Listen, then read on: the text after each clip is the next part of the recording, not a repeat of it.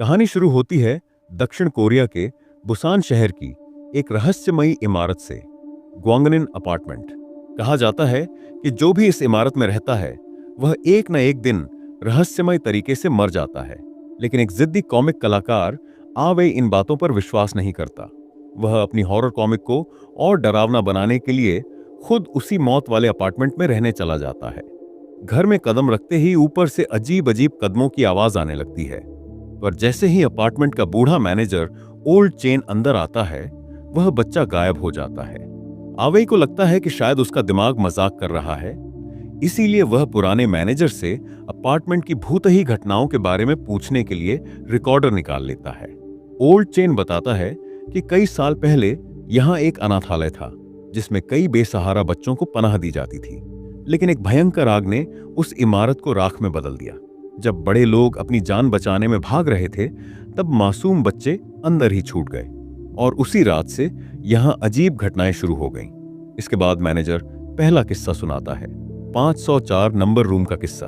एक लेखक old Wong, जो हल्की फुल्की रोमांचक कहानियां लिखकर पैसा कमाता था, नए प्लॉट की तलाश में इसी अपार्टमेंट में आकर रहने लगता है। पर रात होते ही उसकी पत्नी के बार बार फोन आने से वह चिढ़ जाता है। तभी उसके पीछे रखी लैपटॉप अपने आप चालू हो जाती है। धीरे धीरे अजीब घटनाएं बढ़ने लगती हैं। कभी लैपटॉप गायब, कभी कमरे का दरवाजा अपने आप खुल जाना, और फिर अचानक एक फफूंदी लगी पुरानी जूती कमरे में गिरना। ओल्ड वांग डर और गुस्से में नीचे गया और 404 नंबर फ्लैट में पहुंचता है, जहां उसे ढेर सारी सड़ी गली जूतियां दिखाई देती हैं, बिल्कुल वही जो उसके कमरे में मिल रही थी। गुस्से में आकर ओल्ड वांग उन सभी जूतियों को उठाकर कचरे में फेंक देता है। लेकिन उसी रात जब वह नींद में था, अचानक अजीब आवाजों से उसकी आंख खुलती है और उसके कमरे में फिर वही सारी जूतियां वापस रखी हुई मिलती हैं, जैसे किसी ने जानबूझकर रखी हो। अचानक किसी ने दरवाजा पीटना शुरू किया। ओल्ड वांग ने डरते डरते झिर्री से बाहर झांका और जो उसने देखा उससे उसकी चीख निकल गई। वह पीछे गिर गया और फर्श पर फैली अनगिनत सड़ी जूतियों के बीच गिर गया। सर उठाकर देखा तो ऊपर छत पर ढेर सारे बच्चे अजीब तरीके से उछल कूद करते हुए दिखाई दे रहे थे। उसके बाद ओल्ड वांग फिर कभी नहीं दिखा। उसके गायब होने का अब तक कोई पता नहीं चला। आवेई यह कहानी सुनकर और भी उत्सुक हो जाता है। अपनी गर्लफ्रेंड शाओ मेई की मदद से वह ओल्ड वांग द्वारा लिखी अंतिम किताब भी ढूंढ निकालता है।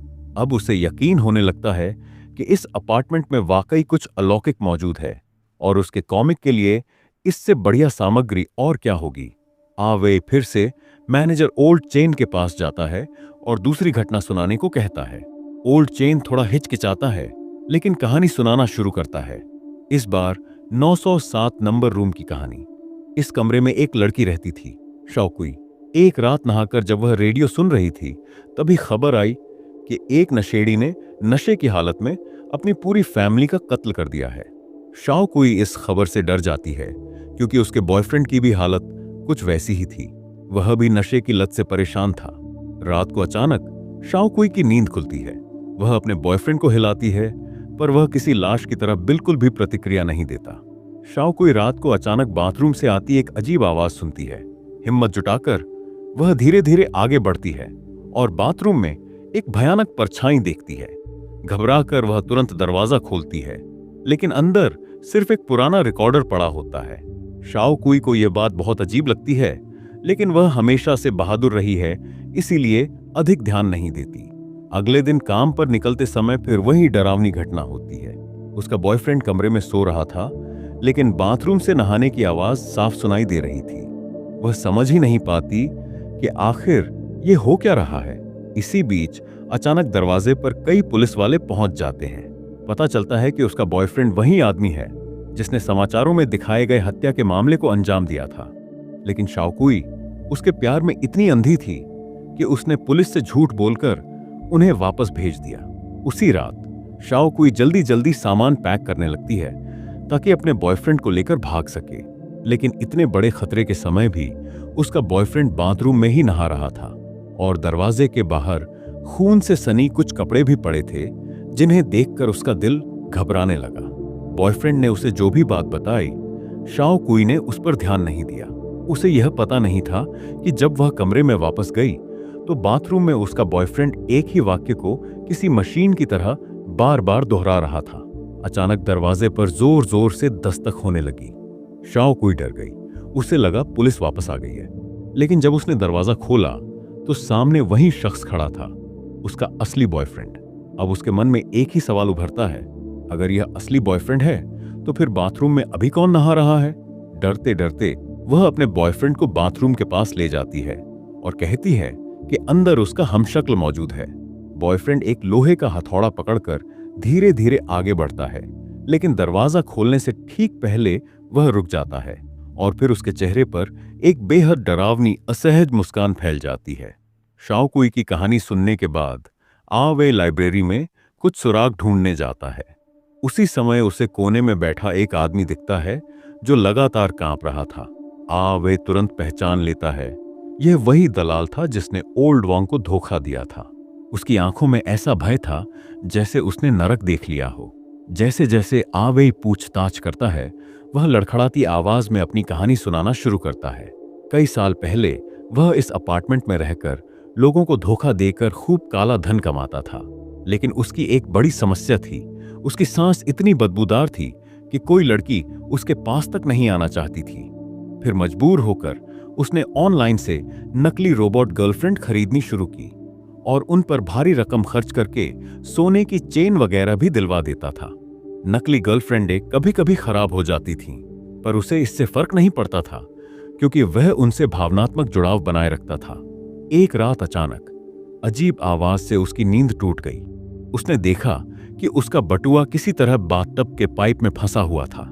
उसने तुरंत प्लम्बर को बुलाया, लेकिन जैसे ही पाइप खोला गया, अंदर से एक बड़ी सी बालों की गांठ निकली। रंग देखकर साफ लगता था कि ये उसके ऑनलाइन खरीदे गर्लफ्रेंड के ही बाल थे। उसे लगा कि गर्लफ्रेंड टूटने लगी है, इसीलिए वह उसे मरम्मत के लिए भेजने की सोच रहा था। लेकिन तभी सिंक से फिर अजीब आवाजें आने लगीं। वह किसी को बुलाने ही वाला था कि अचानक उसकी गर्लफ्रेंड बिस्तर से गायब हो गई। उसकी दुनिया हिल गई। उसके लिए गर्लफ्रेंड ही सब कुछ थी। वह घबराकर ढूंढने लगा, तभी सिंक से काले काले हाथ बाहर आने लगे। जमीन पर उसे गर्लफ्रेंड का वही सोने का ब्रेसलेट भी दिखाई दिया। जब उसने फिर से ऊपर देखा, सब कुछ सामान्य लग रहा था, जैसे कुछ हुआ ही नहीं। अगले दिन उसके एक साथी ने एक ऐसी बात बता दी जिसे सुनकर उसका खून जम गया। जिस अपार्टमेंट में वह रहता था, वह कभी ग्वांगलिन धर्म के लोगों का केंद्र था और एक रात उनके गुरु ने अपने सभी अनुयायियों के साथ सामूहिक आत्महत्या कर ली थी। उसी के बाद से यहां अजीब और डरावनी घटनाएं शुरू हो गई थीं। लेकिन दलाल इस घर को छोड़ना नहीं चाहता था क्योंकि उसकी सारी नकली गर्लफ्रेंड यादें यहीं जुड़ी थीं। इसलिए उसने एक और नई गर्लफ्रेंड खरीदी और आखिरी रात उसके साथ मोमबत्ती रात्रि भोज की तैयारी की। अगले दिन वह यहां से जाने वाला था, लेकिन रोमांटिक माहौल में अचानक फिर वही सिंक की अजीब आवाज आने लगी। जब उसने पलटकर देखा तो उसकी नई गर्लफ्रेंड की गर्दन एक अजीब असंभव दिशा में मुड़ी हुई थी। वह घबराकर आगे बढ़ा और सिंक में झांककर देखा, अंदर उसकी पिछली गर्लफ्रेंड की लाश पड़ी थी जो कई दिनों से गायब थी। वह डर के मारे चीख भी नहीं पाया। रात के समय एक लड़का अपने कमरे में गया, लेकिन जैसे ही उसने दरवाजा बंद किया, उसके पीछे अचानक एक डरावना चेहरे वाला भूत जैसा साया प्रकट हो गया। यह घटना सुनकर अविन को तुरंत आइडिया मिला और उसने इन घटनाओं को कॉमिक में बदलना शुरू कर दिया। कॉमिक इतनी असली लगी कि तुरंत वायरल हो गई। नाम और पैसे बढ़ने लगे तो अविन ने सोचा कि अगर वह इसका दूसरा भाग बनाएगा तो और ज्यादा फायदा होगा। इसीलिए वह अपनी गर्लफ्रेंड के साथ समय बिताने के बजाय फिर से उसी अपार्टमेंट में गया और बूढ़े गार्ड चेन से अगली कहानी पूछने लगा। इस बार चेन के चेहरे पर एक अजीब डरावनी मुस्कान थी। वह 604 नंबर कमरे की कहानी बताने लगा। 604 में रहने आया लड़का शाओ शुआई कॉलेज से अभी अभी पास हुआ था। उसका दोस्त आडाई उसे यह कमरा दिलाने लाया था।